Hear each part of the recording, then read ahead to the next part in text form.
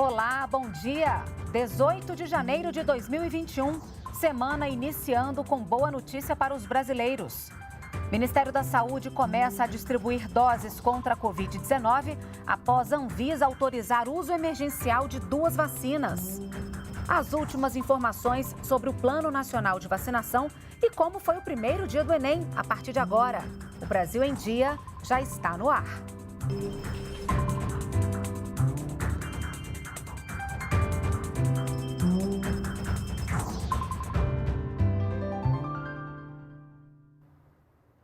São 8 horas da manhã e nós estamos ao vivo também pelas redes sociais. Nós começamos essa edição com a notícia que os brasileiros esperavam. O uso emergencial de 2 vacinas contra a Covid-19 foi autorizado pela Anvisa e o Ministério da Saúde começa o envio das doses aos estados para vacinar a população. A gente vai agora ao Rio de Janeiro conversar com a repórter Alessandra Lago. Ela traz ao vivo os detalhes para a gente. Oi, Alessandra, bom dia. Olá, Renata, bom dia. O ministro Eduardo Pazuello está em São Paulo e acompanha com os governadores a separação das doses. Os aviões da Força Aérea Brasileira com as doses da vacina vão sair do aeroporto de Guarulhos. São 6 milhões de doses da Coronavac compradas pelo Ministério da Saúde do Instituto Butantan. O imunizante será distribuído de forma proporcional e simultânea a todos os estados brasileiros. Segundo o ministro Pazuello, depois de chegar em todos os estados, a vacinação começa na próxima quarta-feira. Planejamos para quarta-feira, às 10 horas da manhã, conforme nós já tínhamos previsto já desde a semana passada, o início do Plano Nacional de Imunização. Ao mesmo tempo, em todos os estados, em pontos focais definidos por cada estado. E nessa primeira etapa, os estados e municípios já estão organizados para atender grupos prioritários que devem começar a receber o imunizante. Confira o que disse o secretário de Vigilância em Saúde, Arnaldo Medeiros. Nós temos 6 milhões de doses em 2 doses e que, portanto, serão 3 milhões de brasileiros vacinados. Serão idosos acima de 60 anos em instituições de longa permanência, então, nesse sentido, a vacina chega a eles. Toda a população indígena brasileira, consequentemente, também a vacina chega a essa população. E há um grupo de trabalhadores da saúde, que estão na linha de frente.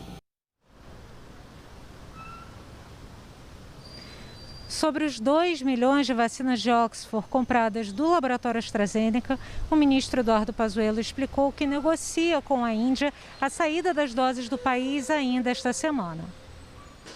Estamos nas negociações diplomáticas para que seja autorizada a entrega. Já está comprada, com documento de exportação emitido e assinado, documento de importação, autorização aqui emitido e assinado, contratação do transporte aéreo executado.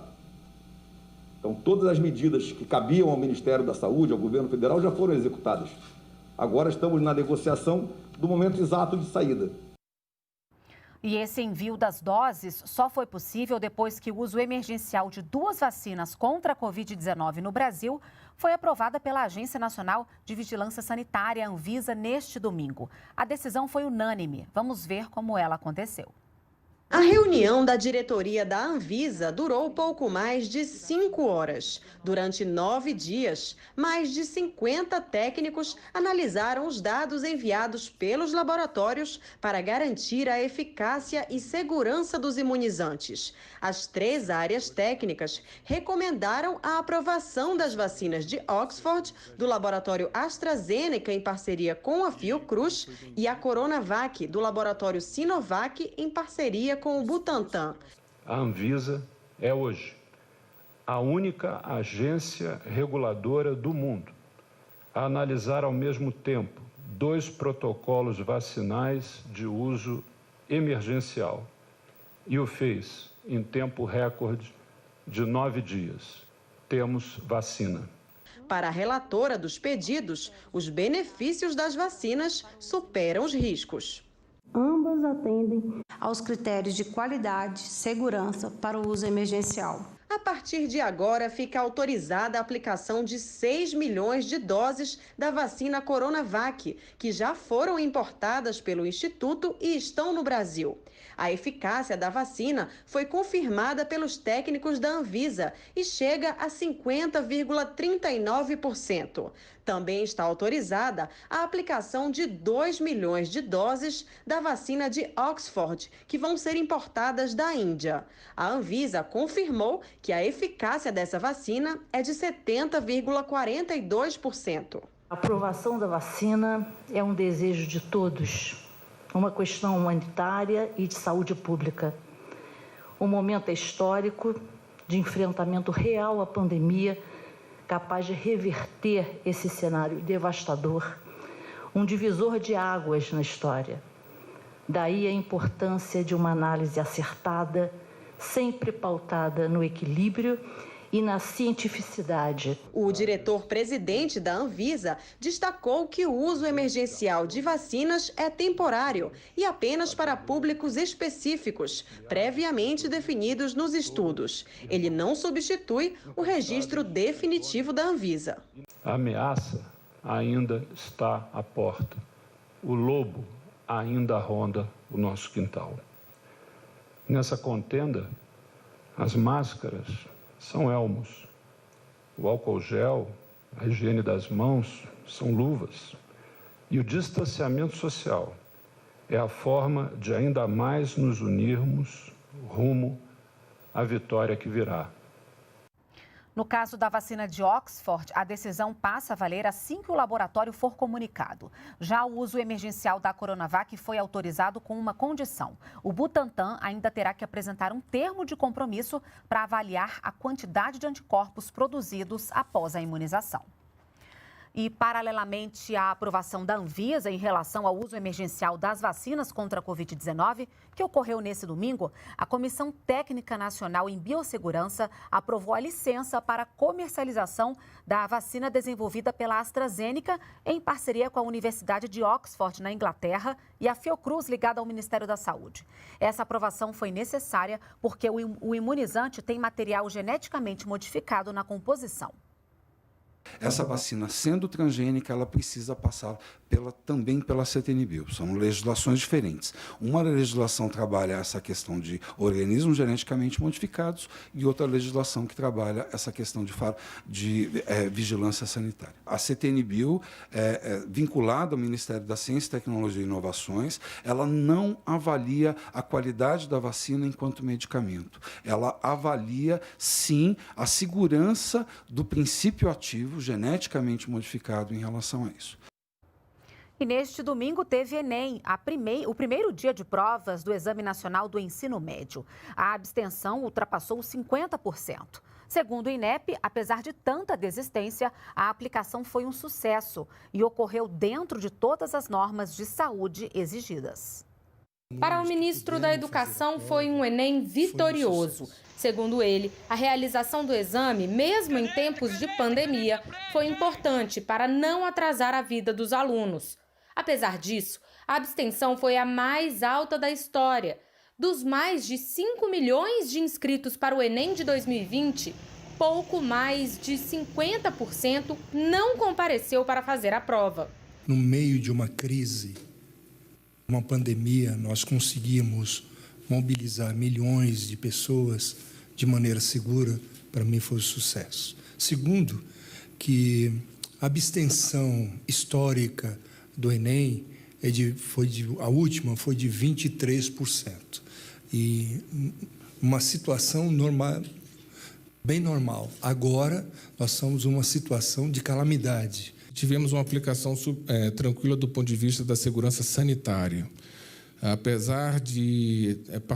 houve avaliações e verificações pelos órgãos competentes. Na cidade de Mariana, o prefeito pediu para visitar as salas.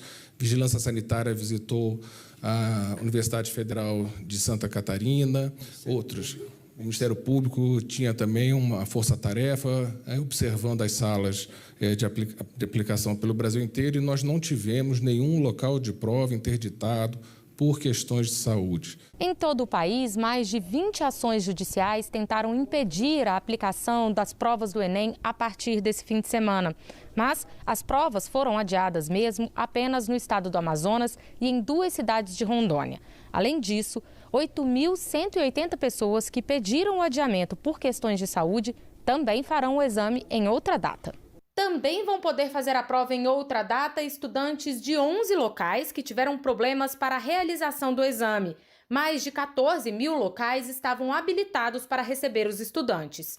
Segundo o presidente do INEP, todos terão direito à reaplicação. Qualquer participante, seja por qualquer motivo, que se sentiu prejudicado em qualquer lugar do Brasil, a partir do dia, como está previsto no edital, a partir do dia 25 de janeiro, ele poderá solicitar a reaplicação feita nos dias 23 e 24 de fevereiro. Máscara, álcool em gel e distanciamento social. Neste ano, com a pandemia, as provas do Enem foram realizadas com cuidados especiais. Além disso, os candidatos precisaram se preparar de uma forma bem diferente para a prova. Nos locais de prova, o uso de máscara é obrigatório e álcool em gel estava à disposição. A abertura dos portões estava prevista para 11h30 da manhã, mas em muitos locais eles foram abertos mais cedo, justamente para evitar aglomerações. Mesmo assim, a maioria dos candidatos preferiu ficar do lado de fora. A expectativa era grande. Até ontem eu não estava nervosa não, mas agora eu estou ficando um pouco ansiosa. Mas eu espero que dê tudo certo. Não acho que eu estou 100% preparada, mas com a base que eu tenho, eu acho que eu posso tirar uma nota boa sim. Nessa edição do Enem, a pandemia do coronavírus forçou os candidatos a mudarem a forma de estudar para a prova. Com escolas e cursinhos fechados, a maior parte da preparação foi feita por meio da internet e teleaula. Alguns candidatos sentiram dificuldade. Foi o caso da Ana Dávila, que aos 58 anos faz seu segundo Enem. O estudo foi complicadíssimo esse ano, né? A dificuldade é justamente de videoaulas, né? Porque nem sempre a gente tem acesso à internet na nossa casa. Eu, por exemplo, moro numa comunidade, então dificilmente a gente tem acesso. Para mim foi fácil, sempre tive o costume de aprender sozinho mesmo, não tive muita dificuldade não. À 13h, os portões foram fechados. Teve quem chegou atrasado e ficou do lado de fora. Era hora de fazer o exame. Foram aplicadas as provas de linguagens e ciências humanas, além da redação, cujo tema foi o estigma associado às doenças mentais na sociedade brasileira. Às 5h, os candidatos já começavam a deixar o local das provas. Muitos estavam otimistas. Eu estudei bastante para a prova, então estava num nível que eu esperava. O tema da redação foi um tema bem importante, né? Um momento que a gente está vivendo. E eu achei que estava tranquilo para mim. O Brasil em Dia fica por aqui. Você pode acessar as nossas redes sociais para rever as nossas reportagens e também acompanhar toda a nossa programação. Um ótimo início de semana para você. Nos vemos amanhã. Até lá. Tchau, tchau.